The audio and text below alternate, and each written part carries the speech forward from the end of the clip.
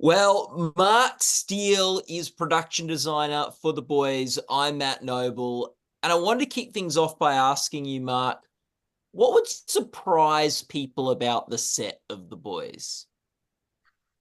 Um, that's a good question. I think they would be, depends on which part of it they see and then what capacity. I think if they come on set while we're shooting, they're going to be surprised at how it's really kind of a sort of a fun sort of team of people, all kind of very passionate and very committed to what we're doing and or what we were doing. And it's a really energetic and exciting place to be actually on the set. If you show up when I'm there, it's maybe a little bit calmer and a lot of busy work being done, a lot of sets being built and crazy ideas being realized. Mhm. What do you love most about The Boys and your production design work there? Well, I think what was really great about the boys for me was, I was a fan and I really enjoy being part of something that's really kind of on the outside of kind of the it's creatively on the sort of on the edge of uh, of sort of challenging the audience and challenging the medium, and it's been a really was a really great experience for that from that point of view because the writers are creator Eric Kripke and the team had a very interesting world that was very sort of in many ways sort of a commentary on our modern society, and it's always kind of fun to be part of a sort of a socially relevant and interesting kind of spin on what the world we live in right now. And that was for me a lot of fun to be part of. You talked about some of the like challenging aspects of the series. What's something you found challenging in approaching the sets? Well, I think the boys is kind of a, it's a big sort of fast moving machine of, and there's a lot of really kind of interesting concepts that often require so much input from all of the different departments, not just my department, but also with our visual effects and stunts teams and our special effects. So, it was always a great experience to try to coordinate how we all kind of contribute to these sort of big concept moments, big sequences, big set pieces, challenging visual effects and special effects sequences with character morphing and different types of things happening. So one of the coordinating all of those moving parts is sort of you have to really be into that as much as you want to be into the design of the idea as well. I mean, it's such a kind of massive collaboration at high speed, and so it's a lot of fun on that. For at that, it's a lot of challenge, but it's also going to be a really super fun when we all pull it off. Yeah, it's such a wild show. There's stuff the boys gets away with or gets to do that other shows like you don't see on any other show on TV. Mm-hmm. What's something you got to work on that you sort of never thought in your wildest dreams you'd be working on? Like, Well, I mean, we've in the season I worked on, I mean, I know that some of them might have been a little more extreme in some of the set pieces they've created in past seasons, but in mine, I ended up doing a sort of a piece that was, uh, it was a set piece that accommodated a sort of a morphing actor. It was in the it was completely nude for most of the sequence, for all of the sequence, and had to repeat on himself and sort of interact with himself. So we were able. I never thought I would be working with a prosthetic um, man's bottom as the primary, you know, working model for how we would create this set. So this season was a lot about that part of the body in many ways, and so sometimes the meetings were interesting and the conversations were kind of interesting, but we all understood what we were trying to achieve, and as much as we were we had to have a few giggles. It was also we're pros, right? We all kind of do this and we make it work. So that was some of the things I wasn't really prepared for until we were really in the meeting, but it was great, a lot of fun. mm. You said you were a fan before you worked on this show. Like Hmm. going from fan to someone working on the show, how's your perspective like shifted on the series? Well, I think I think what I My perspective didn't really change as much as in terms of the storyline. What I was really impressed with was the commitment from our creative team, from our showrunners, from the studio, everybody to really kind of lean into the subject matter. And I was really actually really pleased with being able to step on the other side of the line and see how that is being held up. And I think it really does hold up from, we're into fourth now into the fifth season coming up. And that integrity has been maintained. And I think for me, it was really gratifying to sort of come at it from the other side as an audience member and then come in and realize, wow, this is really, this is a real project. This is really a committed group of people making a really, really amazing and really kind of, in some ways, kind of an important kind of show for our time right now. And it was great to be able to sort of contribute and also just witness that level of professionalism, which was good. I mean, there's a saying, don't be careful of meeting your heroes. I wasn't disappointed at all, actually. Yeah, definitely a saying very like resonates with the boys as well. Be careful of meeting your heroes. Yeah, absolutely. How much of your so coming into the show, how much did you have to balance wanting to be true and consistent with what had come before and wanting to maybe do things a bit new or bring your own sort of fresh ideas and approach to the show? Yeah, I mean, I think that's part of the process. I mean, the boys just sort of had a series of production design, like art departments over the seasons, and we've all kind of tried to really kind of stand on each other's shoulders and really kind of respect what's come before. And then, in terms of the storyline, this season for my season was very we had a kind of a mandate to kind of move into as an important part of the narrative for the entire seasonal arc. So it was kind of easy to separate a little bit from what had come before and really kind of dive into the new storylines, which gave me a kind of quite a broad range of really fun things to do, as well as really challenging kind of moments in our sort of in the season's arc. So I think what I thought at first, I thought, well, I was going to like kind of just be sort of a little bit penned in by what had come before and how much space and studio and we had, but it actually really grew into a whole other sort of version of the show in season 4, which was really gave us a huge amount of space to contribute. And we built quite a few more sets for that season. A lot of actually what you see in season 4 was built, even on location installation and everything like that as well. What was the most exciting set to build? Well, I think probably our the Vought Fresh Farms, our big sort of finale set was kind of a seasonal. We started actually as Starlight House at the beginning of the season, and then mid-season over the middle break we converted that into the warehouse set for our big finale sequence, and that was very exciting because we kind of had a tight timeline, and we kind of really kind of had to sort of kind of brainstorm how we're going to get from one place to the next very quickly, and we did that, and I was very pleased with how that set turned out. I also liked Tech Knight's cave was his mansion. The Tech Knight cave was kind of another exciting, fun thing to do, which we actually did simultaneously with that same episode when we converted the Vought Fresh Farm set. So those were my most exciting ones for sure. And you said this show speaks to times today. What particularly about the story resonates most with you?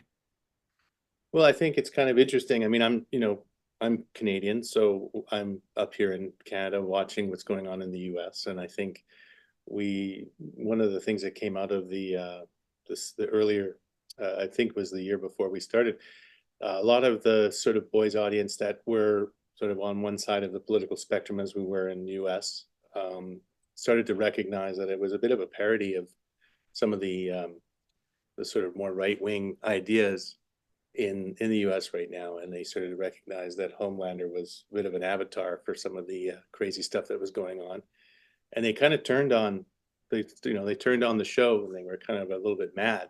And what was really interesting was that Eric and Kripke and the writers all just leaned into that, and we just really in season 4 said we're just going to double down on that. And we had things like TruthCon and and the storylines with Newman and the different characters. It was really kind of interesting to be part of almost a very sort of a resistance or a little bit of a sort of a thumbing our noses at this sort of political process. And as a kind of an observer from this side of the line, it was really quite fun to be part of that as well. Well, Mark, thanks so much for chatting with us today. This was really cool. Okay. Jamie Walker McCall is the production designer on Dr. Odyssey. I'm Matt Noble of Gold Derby. And I wanted to start off by asking you, Jamie, that there's a quote in the first episode where the captain says, "We make it look perfect, so resistance isn't even a possibility." How much do you see your role as making the show look perfect? Oh, a tremendous amount. I mean, from day one, that was the ultimate goal, is to make everything shiny, beautiful, luxurious, and almost like a fantasy. So we take that fairly serious on every episode. There's cleaning, there's so much that goes into getting that leisure deck to the spit shine that needs to be Dr. Odyssey's leisure deck. Yeah. The captain in that same scene describes the ship as heaven. How would you describe the set? It is magical. That's actually built up in Santa Clarita, which gives us a big open sky and a lot of warm sunshine. And it is very magical when you step onto it. I mean, the working water slides, the jacuzzi, everything that's been plumbed to work. It is kind of magical when you step into it with all the shiny elements that are in there. And it does feel very heavenly when you walk in. Yeah. Working water slides. Did you have to test that? I wish. We had to early on, institute anyone who goes down the water slide is going to be terminated immediately. So no one technically, other than stunt people, have gone down that water slide. Yeah. But I plan on it though. I'm gonna get on that. Yeah. Oh, that's so good. What are the challenges in making a set that's a cruise liner? The challenge that I wanted to take on, I was like, oh, I get to design a boat. That's pretty interesting and not something that you get to do every day.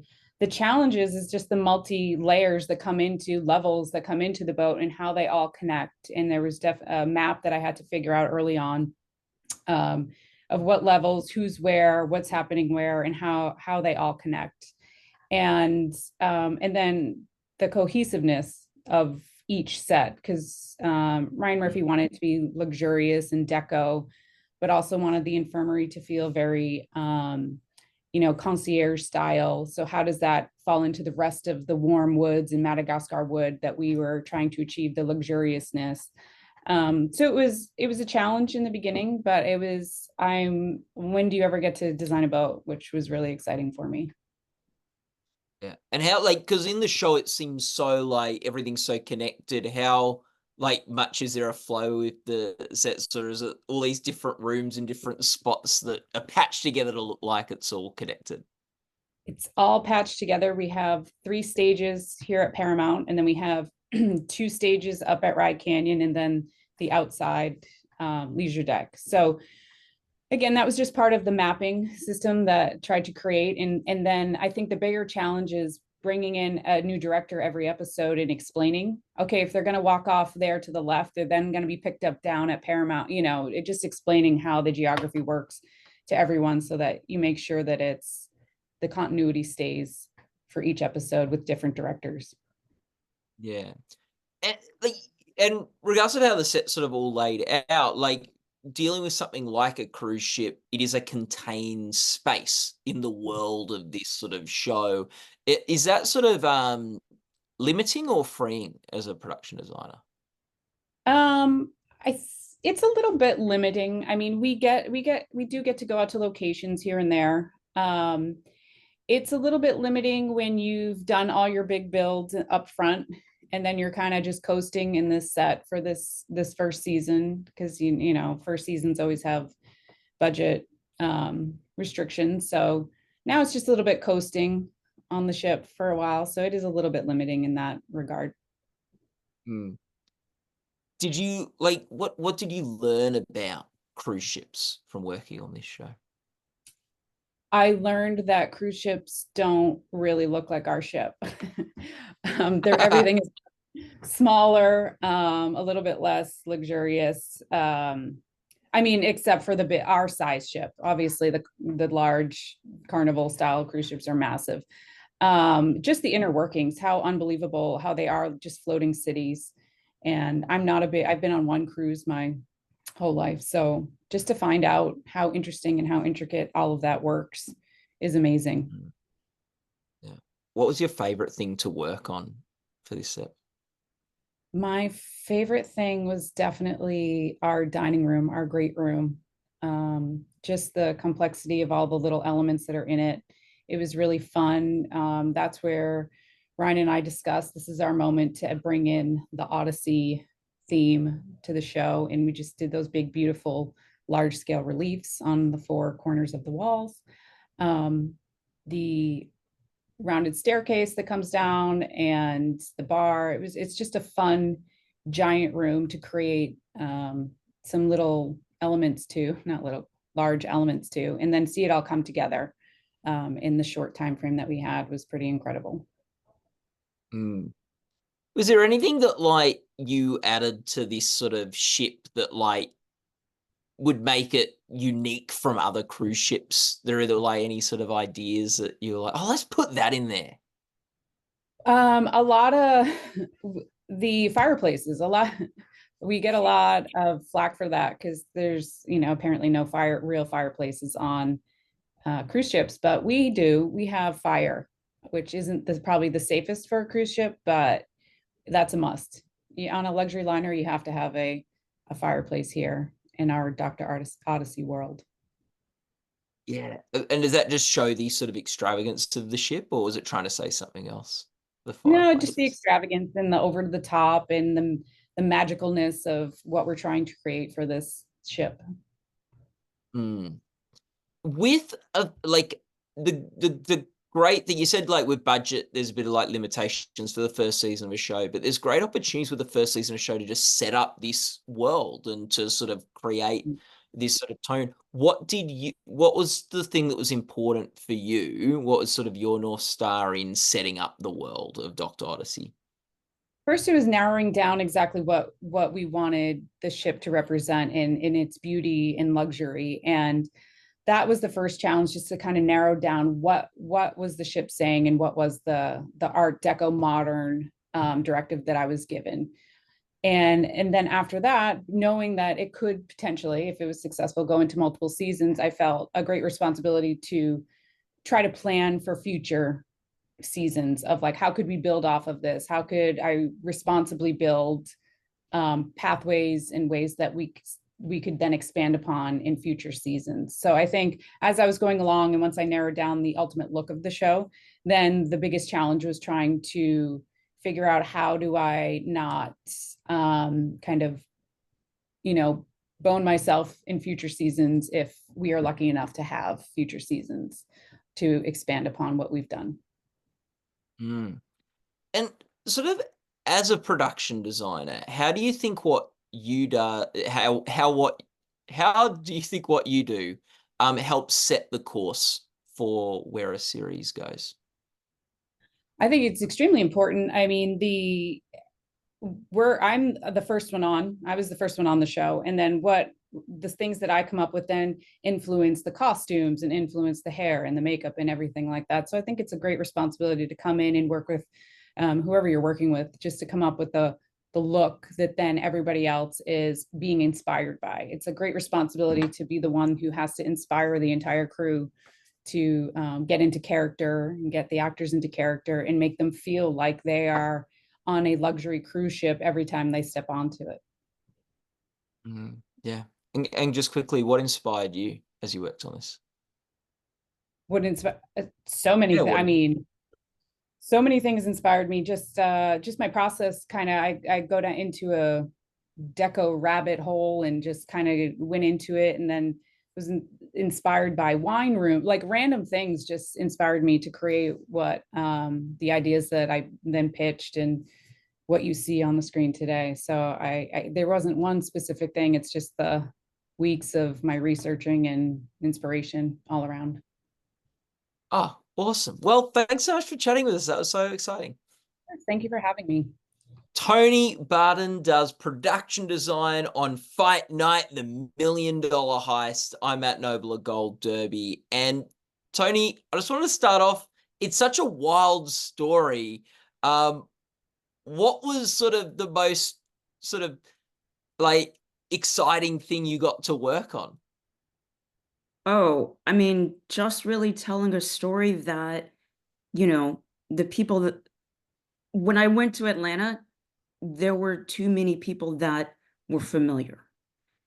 Half of the locations that we shot at, and even shooting at the exterior of the house where the $1 Million Heist took place in October of 1970, to have the next door neighbor still live there. And, we went to another house and this person met Muhammad Ali in 1970, or this person knew that person. I mean, it was such a Atlanta-centric story, a mythology that me as a New Yorker, I didn't know, but everybody in New York, I felt like they did. So to have this story come alive and the pride that was put into this from the storyteller, from the showrunner who's from Atlanta, whose parents said, get it right, to, everybody across the board that just lit up when they heard or when they saw this story coming together. And seeing, we recreated, built sets that, as many sets as possible, and obviously a lot of sets that were, creations, but to recreate as much as possible of places that were in that time period of that time, that people watching it, hopefully, if my parents aren't from Atlanta, but if they were from Atlanta, hopefully they would go, yes, this was what it was like at this time. This was what this restaurant was like. This is what this nightclub was like. This is what the Hyatt Regency, when it first opened in 1967, was like. That was phenomenal. That was lovely. Mm. And when you got to Atlanta and you found out how important that story was and how well known, did that add sort of a certain level of, I don't know, pressure to have to get it right, or not really? I don't think it was pressure. It was pride. Like, I loved it. The day that we shot in the we built obviously a ton of sets, but we shot in the Hyatt Regency hotel, in the atrium, in the lobby space. And we built the Hyatt Regency Polaris bar, which is the rotating bar on top of the roof. And we built a penthouse and one other hotel room. But when we shot in the Hyatt Regency in the lobby, we rebuilt walls and brought in furniture and dressing and trees and as much elements to make it look like 1970. There were several hotel workers that were still there, that had been there for over 40 years, that said, indeed, this is what it looked like at the time. And that was a joy. That was a joy to hear those stories. I mean, the house where the heist takes place was the interior we shot on a set. I built a first floor and a basement level. And every time we went into that first floor, I would hear people, in particular, if they lived in Atlanta or if they had family in the South, walk in and say, this is just like my grandmother. They saw the Pickwick paneling on the walls, and they'd say, this is just like my grandmother's house, or go into the basement, see the rafters and the metal support beams, and say, this is just like, my grandfather's house. And that was joy, because I wanted people to feel familiar with this story, with the place of this story. Yeah, wow. And what with all the sets you built, what was the one that was sort of the most interesting, or the one that got you most excited to build? So in episode 7, the heist crew, the robbers, go off on it to the coast of Georgia, to Jekyll Island, which is an island that still exists. But at the time, in 1959, 1960, the southern part of it was a segregated beach called St. Andrews Beach. And at the very tip of it was a Chitlin Circuit Club, which the Chitlin Circuit Clubs were for African-American artists. It was the only place where they could perform, in particular in the South. And it was during, it was a great, Otis Redding and Millie Jackson and all these greats, Ike and Tina performed at these clubs. But all of these clubs were closed down with integration. So it's now 1970, and in the story, they go and hide out in a Chitlin Circuit club. They pull up, we're on the beach, there's sand everywhere, and we go into a club that is abandoned and it's boarded up. And so to create that club and that feeling was great. I mean, we went to, I went to Jekyll Island. I went with one of the writers. We did some research about a month and a half earlier, because there are no photographs of this real club on the interior. And we're in it, we shot in Atlanta, which is all landlocked. There's no beach. So to create every single aspect of, going from them driving along the water and coming into this nightclub with the marquee that has Otis Redding's name on it, but it's falling off. And then to come into this nightclub where it's been closed for many years. So the windows are boarded up, there's no electricity, it's falling apart, but it's not that far from its heyday. So there's still a lot of glory and glitz in it. Was wonderful. It was great. It was great. And there was a lot of Otis Redding that was being played on set. So that was fun too. Oh yeah. Well, like that's like this show like has such a great energy to it. And it's sort of how all the different elements come together, from music to sets to just even the lighting and colors and the cast. Like, as production design, you guys come in pretty early to work on things. How aware are you of all those other elements and how they're going to sort of play off each other, and how the set's going to help build into that when you're... I'm the first person in. I mean, I came in and I literally landed, and the location manager picked me up from the airport, and we went scouting.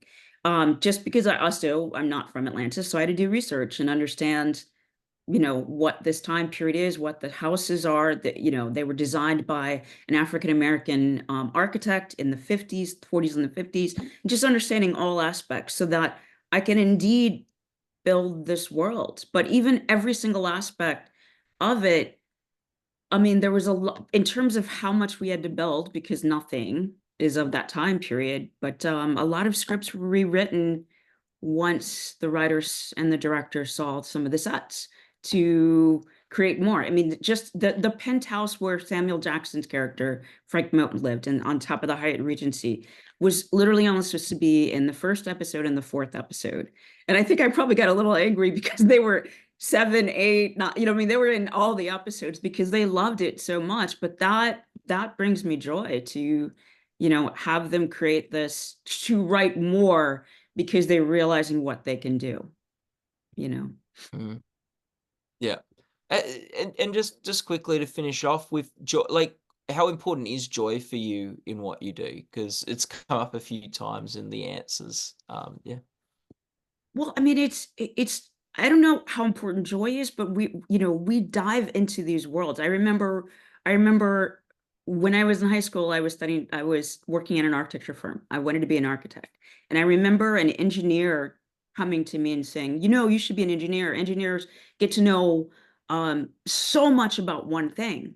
And then one of the partners of the firm pulled me aside and he said, no, you should be an architect. That way you get to learn a lot about many different things.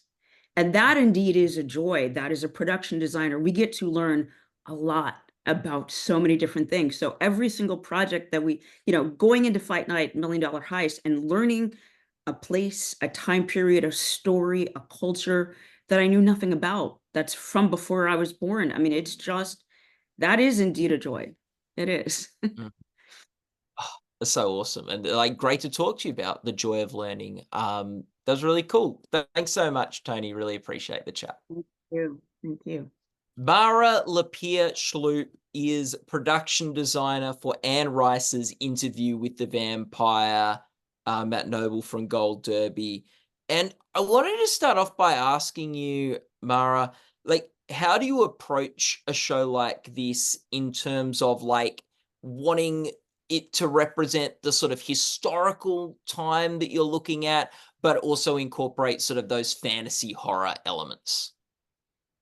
You know, I think from my initial meeting from the first season with the team, we all decided that we would approach the show as a period piece and not as fantasy. And that it's like we're trying to get an accurate depiction of time periods and place, you know, with a little romanticism added to it. And then it just so happens to be inhabited by vampires. So this isn't a fictional universe. This is very much a piece of time. Yeah, I like that. And talking about piece of time, season 2, like, because we're telling the story of this vampire's life that is quite a long life because he's immortal. So this, like, season 2, we get to sort of look at a different time period and we get to go to a different part of the world. What was that like? Yeah, in season 1, the story was all, you know, the story of the vampires and the Vampire Chronicles is very much all about perspective and whose perspective the story is being told from. And so in season 1, it's Louis's perspective, and it's, you know, 1910 to late 1930s, early 40s in New Orleans. And in season 2, we travel with Louis and Claudia to World War II era Eastern Europe. And we're kind of bopping around battlefields and destruction. And then in episode 2, we get into post-war Paris, which is a really exciting cultural time in history. But in addition to that, you know, there's a bulk of story that's happening then continuously in like early 40s Paris. But then we also have other characters' perspectives and a pop into 1973 in San Francisco and 1790s in Paris, and then our continual interview that's happening in a contemporary storyline in Dubai. So there's a lot of dancing between different periods and perspectives, and you know, it's a really exciting challenge, and you know, with the constraints of budget and realities of television, it you know, sometimes can be a very daunting challenge as well. You have to get creative about how to show these things but not break the bank. Yeah. Yeah, can you think of a time when you were sort of what's an example of that sort of creativity that you've had to use? You know, I think that for the fans, we really want to create as many Easter eggs for them as possible. And so in the books, the original interview took place in San Francisco at a specific kind of intersection and house. And we knew what that was. But we also knew we weren't going to have a unit go to San Francisco. And so what we ended up doing, and also episode 5, which was the original interview retold in our world, was supposed to be a bottle episode. It's supposed to be the episode where we save money. So we you know, originally there was this idea that we would never go outside, that the whole thing was in this apartment that it was all an interior build, and it just felt really claustrophobic. And so then we kind of added this element of surveillance photos, and it was kind of a Photoshop. And eventually what we did is we went to San Francisco. We had some photographers go to San Francisco and basically shoot backing plates. And we built kind of a postage stamp set on our stage where they could walk into a door, but the rest of it was these backings, these really very cheap backings that we replaced as plates in camera. And so we got this moment of them walking in and out of the house and doing that, but it was a very, very kind of DIY version of that with a lot of limited resources. But what's really great about it is it literally is the house from the books. And so, you know, it was this very kind of simple solution, but it's also honoring this desire, I think, for as much connectivity to the books as possible. I like that. And like you talked about jumping around like different time periods and places and things. Is there something that you want to maintain as consistent throughout, like wherever you go in this show and whatever time it is? I think the consistency is about kind of honoring the characters and where they are in their emotional journey. So much of this for all of us it's like, sure, it's a story about vampires, but it's also these questions about mortality and partnership and companionship and evolutions of relationships that are dysfunctional. And so I think that even though from a design perspective, it's these amazing opportunities to showcase these different time periods that are unique and interesting. At the heart of it, what we really wanted to show was like, how do these people actually live within them, and like, and where are they on their personal journey within that? So it's always kind of going back to the core of story, I think, for us. Mm. And what is there anything that you think is distinct to this world, the world of Anne Rice's Interview with the Vampire? I think for so many people, and myself included, I mean, I wouldn't say it was directly related to Anne's books, but I grew up in Detroit and ended up moving to New Orleans. And I think that I got my master's degree in architecture at Tulane there. But there was something so alluring about the way she writes and captures place. And I think that having lived in New Orleans for over the past 20 years, when first presented with this project in season 1 and showcasing New Orleans, I think it was just really wanting to honor her sense of atmosphere, and that there is this kind of like otherworldliness about some of these places like Paris and New Orleans and Eastern Europe during World War II. There's something like inertly haunted about them. And so that was always something we were trying to capture. Can you think of a choice that you made that helped capture that sort of atmosphere and otherworldliness? It's a good question. And I think that part of it really has to do with partnering with our David Tattersall, who is our kind of producing cinematographer, but really being very intentional about lighting and atmosphere and like, camera movements and spaces and just very selective about our builds and locations to make sure that there was this, a little bit of an edge and an air of mystery to things, as well as being as accurate as they could be. What's something you've sort of learnt from working on this show? I hate coffins, and shooting with coffins is a nightmare. It's really hard to get them to work on camera, and they're heavy, and you have to build like 400 different kinds of coffins for every camera position. And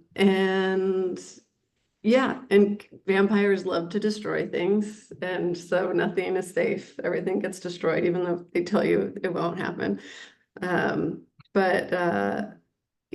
I think it was such a joy to be able to work on these projects, and Roland Jones, the showrunner and creator, is just so brilliant, and the writing was always so amazing. So as much as he was putting us through hell with the things that he would create, it was a lot of fun. What do you love most about this show? Oh gosh. I would, if I stumbled across this show as a viewer, I would just be so excited, because I really think that it's one of those rare times where kind of everybody on board was so excited and passionate about working on it. And I think it really kind of oozes out of the show, from the writing to the performances and the caretaking of all the details. And, I'm just so proud to have been a part of something where, it's rare that everybody involved loves what they're working on and is like constantly challenging each other to make it better and to do more interesting things. And so, I think I'm just a fan of it in general. Oh, that's so cool. Well, thanks so much for chatting with us today, Mara. I really appreciate it. That was fun. Thanks for taking the time. Claire Bennett does production design on Nobody Wants This. I'm Matt Noble of Gold Derby. Claire, what was something you wanted to do for Nobody Wants This? Let's see. I think we wanted to show off LA. LA, I think, sometimes has a reputation of not necessarily being shown off that well, or not having interesting architecture and such like. And I think one of the goals in this show was to really, show it as a vibrant city, to be our background for this love story. Like, so much of this show is about sort of the characters. Like, how much do who the characters are inform the choices you make with the set? Oh, so much of it, everything of it. Especially the pilot, the season one, like you're establishing the characters, right? So when I started, we had the pilot script and maybe 2 other scripts, but everything was evolving. So I think all those locations, the sets it's all about the characters, right? So literally we're going back into not just what's on the page, we're talking to the writers, and in particular, obviously, Erin Foster, our creator, who it's kind of based on her life story. So we were constantly going back and saying, tell us more, what's even more that's not on the page, like give us backstory. Where did these people go to school? What are their interests? What jobs do they may have? Such and such. So it's finding all those different layers that then not only determine the house style or the look, it's all the set dressing. That's a critical part of production designing, to add these layers to make it feel real. What was the most challenging sort of set for you to work on here? Let's see. I think there's a couple that come to mind. We scouted a lot of houses to represent Noah's family home. Not only because we wanted to have a real contrast to Joanne's, which is the Kristen Bell character's world, also just sort of reflect it was perhaps more of a religious family. It might have different, not as American style, perhaps, it's a much more traditional home. And we wanted to have, we wanted Joanne to be able to walk into that world and really feel slightly out of place. And so there was a lot of going back and forth with what the style of the house should be for that. And that was probably one of the latter locations that we found. And again, it's also, I think, a lot about, we talked about trying to show off LA and there are lots of different types of styles and architecture going on. And I think we were trying to find a somewhat aspirational vein within everything that we found to make it a very positive background for our story, because even though, like, hence the title, nobody wants this, everything's against their relationship seemingly. We wanted to provide a very positive environment for the story. I like that. What is maybe the biggest challenge that comes with making contemporary sets? Well, I think we had a lot of talk between what we were going to show location wise and then if we were going to build anything, and we pretty much did everything on location in the end. Because again, it's wanting to reflect a very real life environment. I think it's hard when sometimes you don't have the luxury of being able to build the set, that you're then having to find those locations, but it gives a real element to the show, right? It is the real thing. And from initial conversations, we were trying to work out, we actually didn't think we were going to be in the houses. We thought we were going to be out in a lot more restaurants, because they were going on lots of dates and bars and such like. So I think it was trying to sort of show off that world and keep it true and very sort of, again, people relate to it, I guess is what I'm trying to say. Very relatable. Yeah. What's your favorite thing about the show? I think it's a really easy to watch, wonderful, good feeling show in terms of like a love story in our climate right now where there's so many horrible things going on. I think it's really nice and refreshing to watch something that's, again, it's just very fun and easy to watch is my take on it. So that was probably my personal thing. From the design point, probably our finale, we scouted so many places for the finale. I had an excellent location team, Derek Alvarado and his team. I can't tell you how many places we scouted, and it was, a lot of people, I don't think you understand the quick pace that we're trying to film at, and we don't have those scripts at the beginning. So we're literally, sometimes 1 week to the next, we don't know yet where those locations are. So we're having to film or scout and design very quickly. And our last episode, we ended up filming in a Wilshire temple in Koreatown, which is, again, another area that I don't think it gets shot very often. Wilshire Temple is quite a traditional building, and we ended up shooting the finale big event, which also was the sort of love story coming together. It was a bat mitzvah of one of the supporting characters. We ended up shooting in a very, very contemporary piece of architecture, which is right next to the traditional building of Wilshire Temple. And the sort of juxtaposition between those two pieces of architecture for me was a delight, let's say, because I think it also signified and represented the relationship really well of our two characters who come from two very different worlds. This isn't the first comedy you've worked on, Claire. How do you approach set design when you're working on a comedy? Does it differ at all for how you might approach a drama or not? I don't think so, in that I think obviously you have to do the same amount of research. We have to do the same amount of backstory on the characters. For comedy, I mean, you have to be very careful that the set is not going to overwhelm and take away from a certain joke. I wouldn't say nobody wants this. I think it's more of a rom-com than like a traditional comedy, especially some of the ones I've worked on in the past. So perhaps wasn't so significant in this instance. But yeah, in general, you obviously want to make sure that nothing on the set is going to draw the eye or take away from when a joke's delivered. That's important. Yeah. And is there something, it could even be just a little thing from any of the sets that you just were particularly fond or proud of?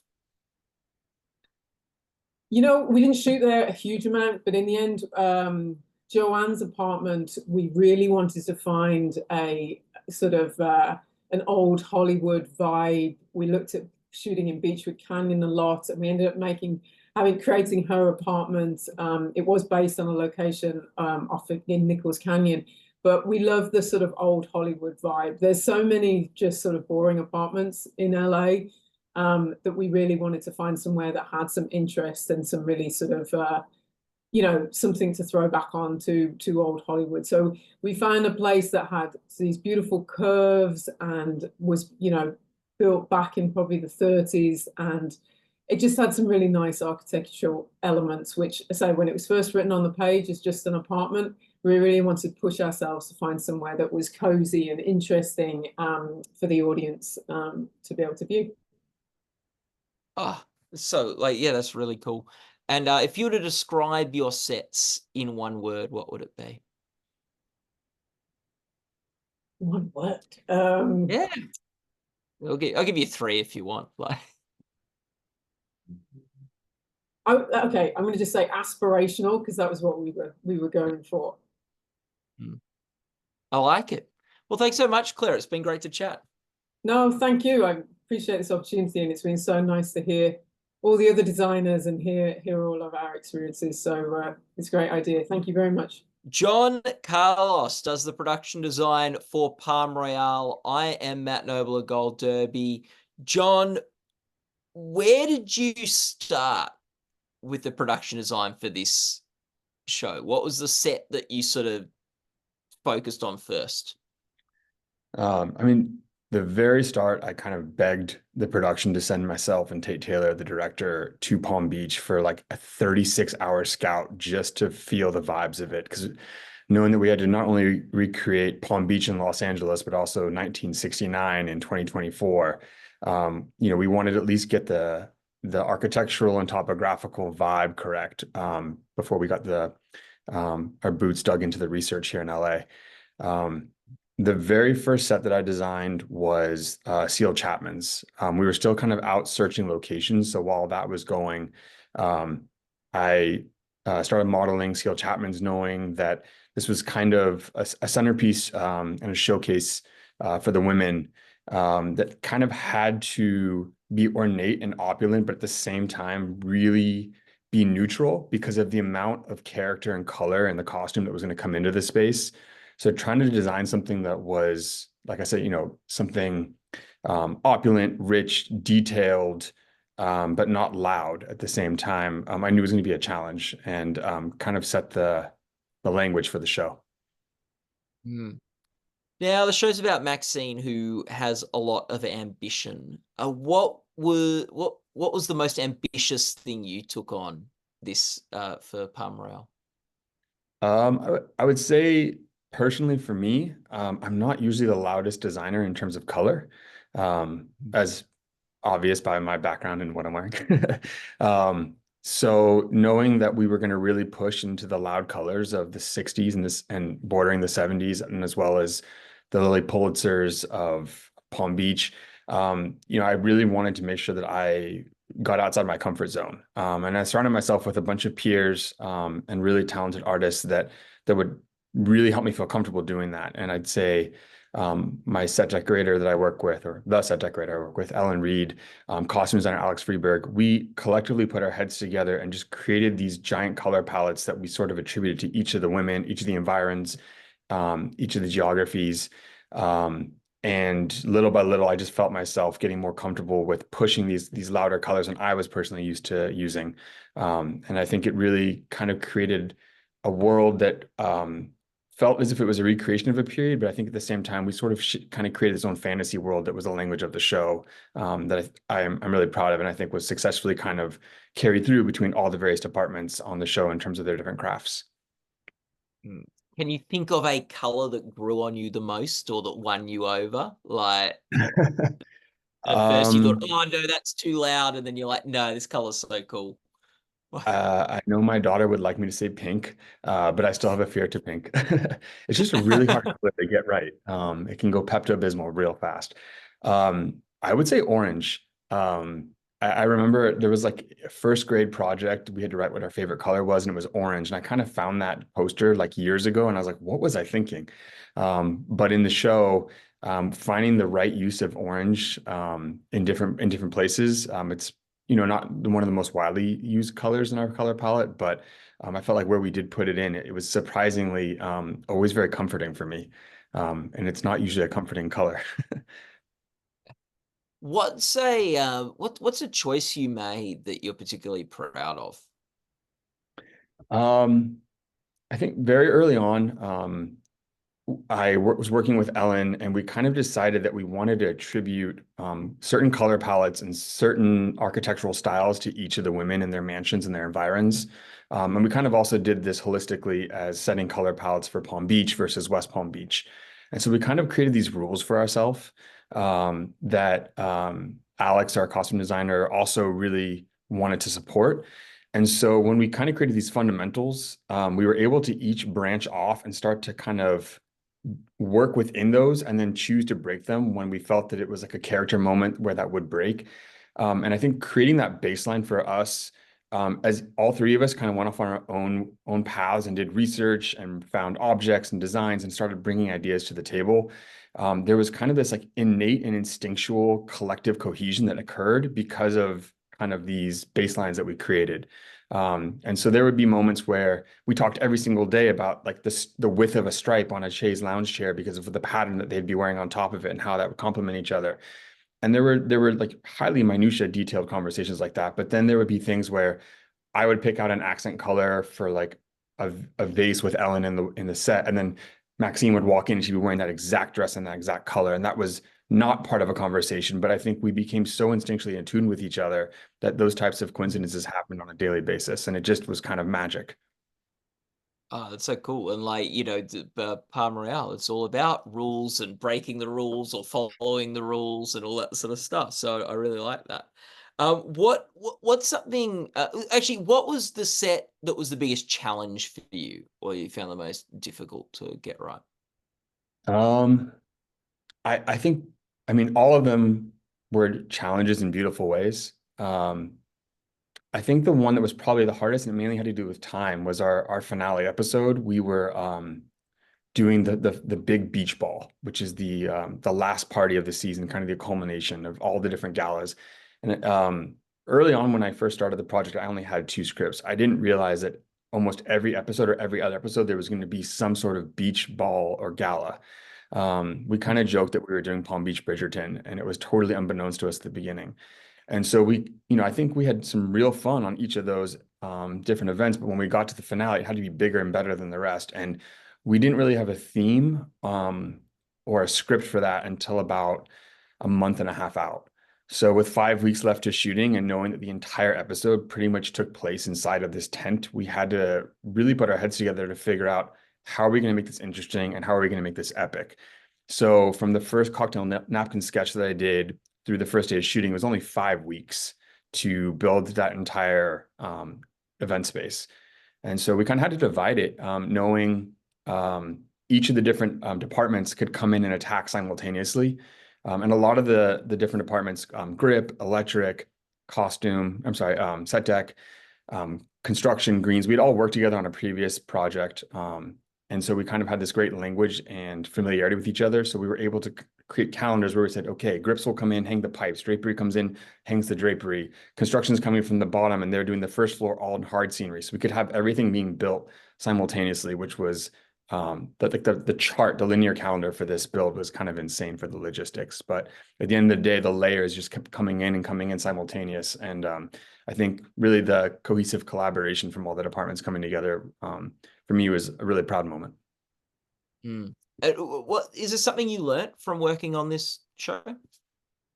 Color's okay. Yeah, I think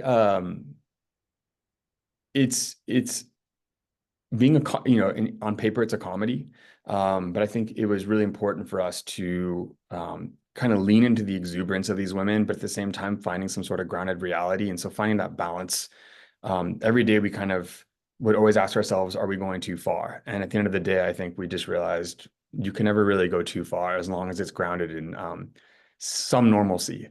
So finding that balance was, I think, a challenge and really for me a really nice gift from the show. Yeah. And what's what is your favorite thing about this show? I think really just being able to kind of create this fantasy world that I personally haven't really seen. We were inspired by, a lot of 1960s movies, 1970s movies, playing in a world that existed. And I think bringing back a lot of the crafts, hand sculpting, custom fabrication of drapery, like I think things that I don't really see that much in television anymore. I think a lot of the fellow panelists that are with me here today, I know their work and they have the privilege of doing a lot of that as well. And I think just kind of having fun playing in that old Hollywood vibe again for a minute, creating an old Hollywood show, I think was the best gift. Oh, awesome. Well, thanks so much for chatting with us today, Jon. Really appreciate it.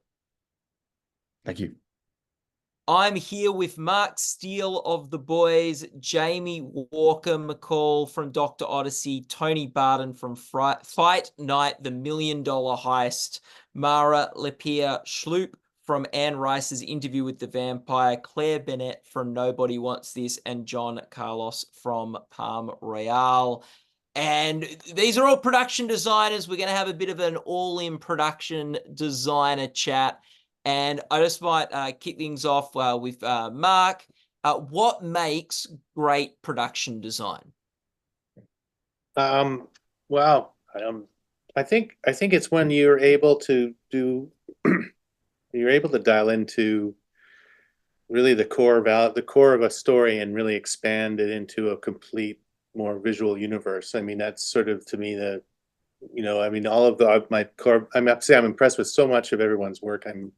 And you all are really super articulate about it, and I really enjoyed this conversation. And what occurs to me while we're talking is just about that collaborative element when, like what Jon was saying, when all of the different crafts and media come together, and the people that are working in them are inspired by the content. That's what makes really great production design, and that's what you get to see. And I think you see it in a lot of these projects too, and for my colleagues here. So. Anyone else have any thoughts? What makes great production design?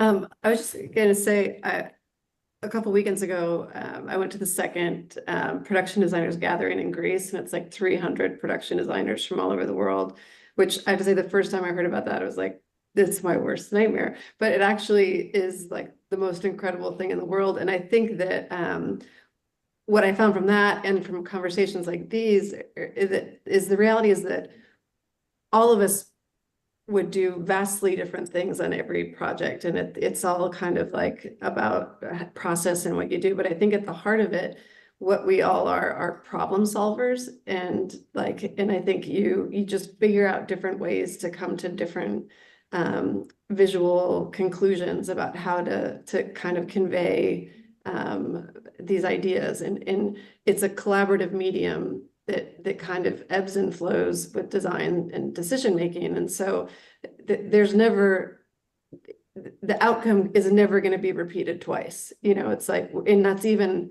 with ourselves and our own projects. And, it's like you change one member of a crew and you get a different outcome. And I think that's what's so incredible about this job is that it's a ride and we're all just on it and doing the best we can to figure it out. But I don't think any of us could tell you we know how it's going to end up. Yeah. Oh, do anyone else have thoughts?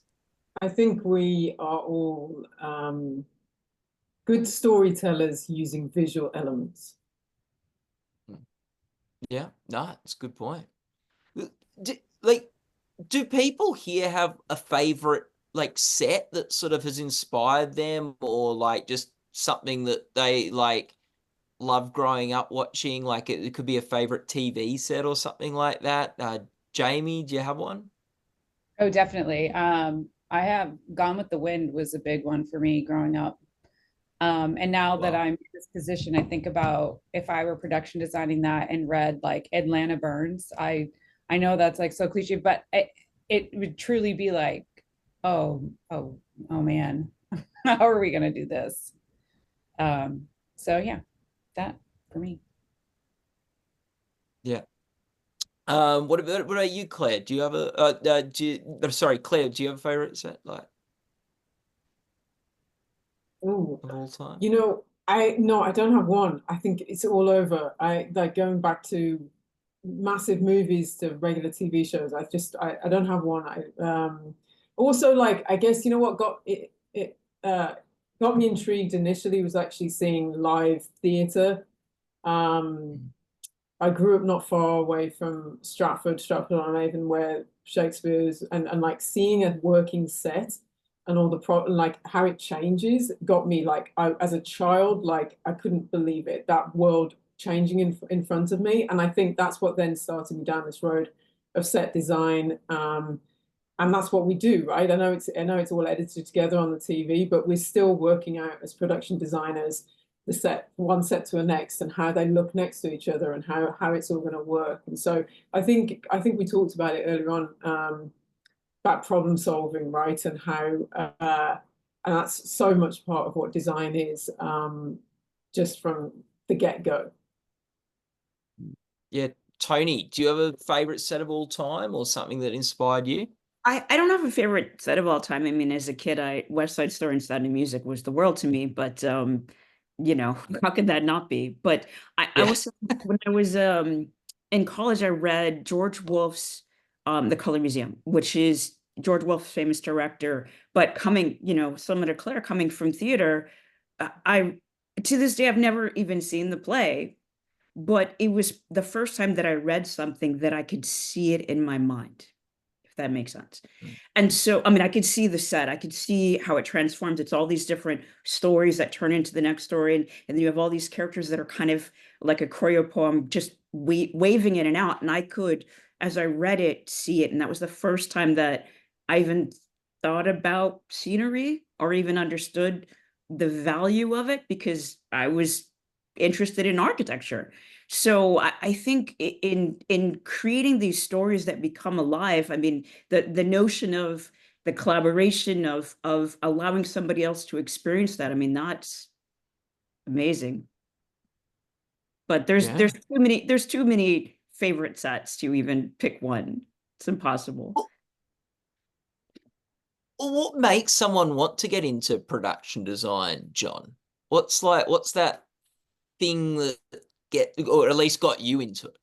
I think my answer to this kind of actually relates back to the previous as well. Is the movie that made me conscious of production design was Jurassic Park. And it was during the movie I completely forgot that it was a movie. Like, you were so immersed in the realities of what they were presenting to you.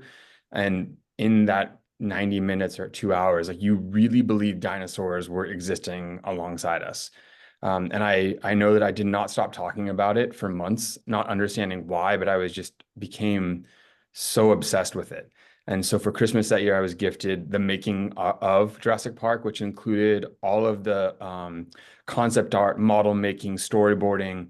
And that was like the first aha moment where I realized the logistics behind the creation of the storytelling.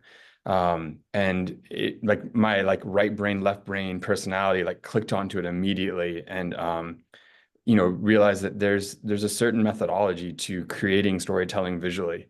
And there's so many different mediums to do that, but at the same time, each production that you work on is so vastly different than the previous one. So even though you have your same methods and your same team core members and your same instincts, each production is going to change how you utilize those. And like Mara was saying, you will never get the same outcome twice, even if you do the same thing twice. And I think that's what's really beautiful about the art of production design and really movie making and television in general, is that we're unable to do the same thing twice. And I think that's just inherent because we're artists.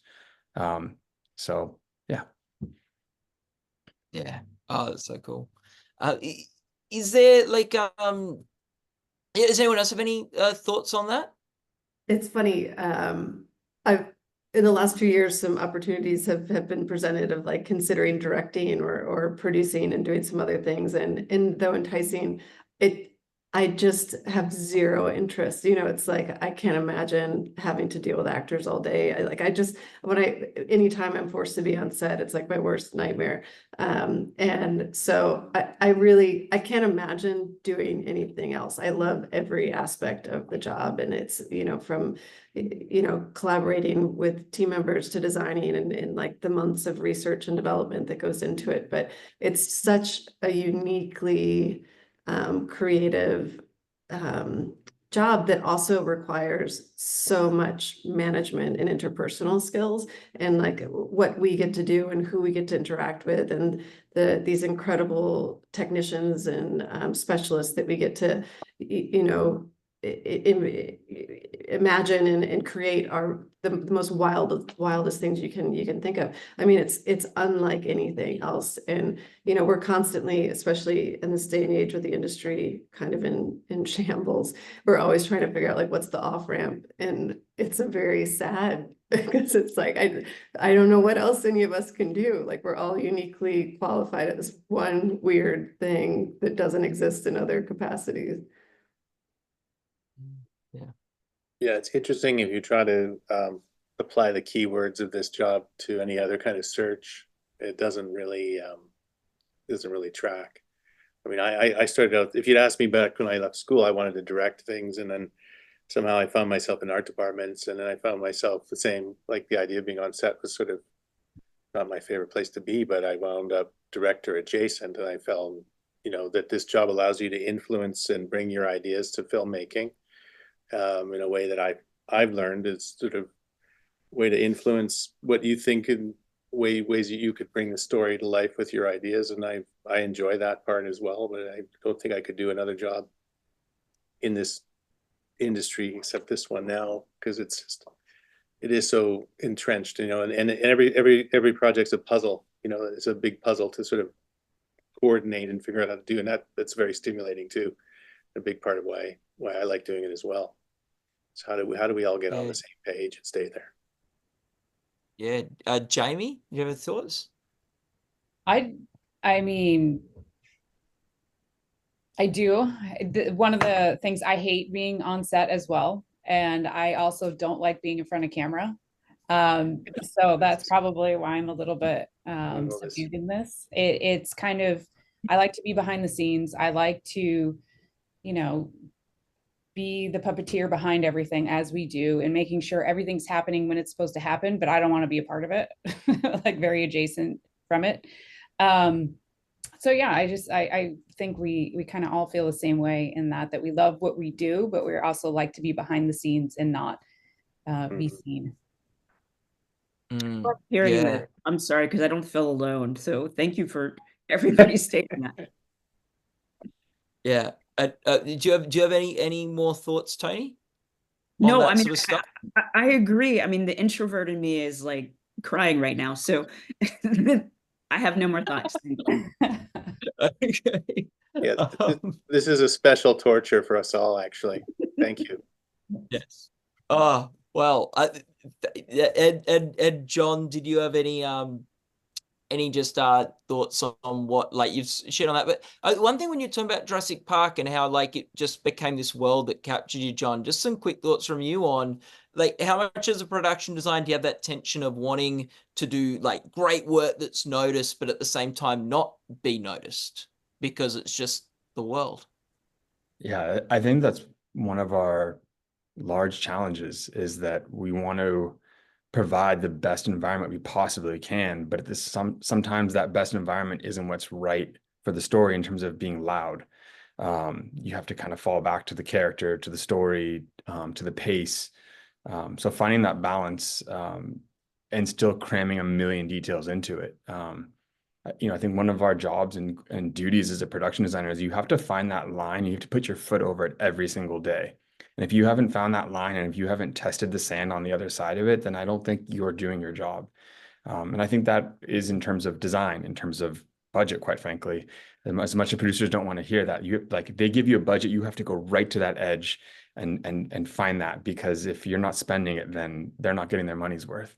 But I think tonally and thematically, it's the same thing. And as designers, we have to budget that, the logistics, the budgets, the creative, the execution, and the emotions that come along with working with an incredibly talented team of artists, and artists are emotional. So here we are applying emotion and artistry to something that at the end of the day on paper can sometimes be attributed as like just a creation of product. And I think for us, it's the fight to make sure it's not product. Well, thank you all for putting up with the torture of being on camera and sharing with us some like incredible insights into the world of production design. And you all are working on such vastly different worlds and projects. So all the best of luck with the upcoming Guild Awards. It's been a pleasure. Thank you. Thank you.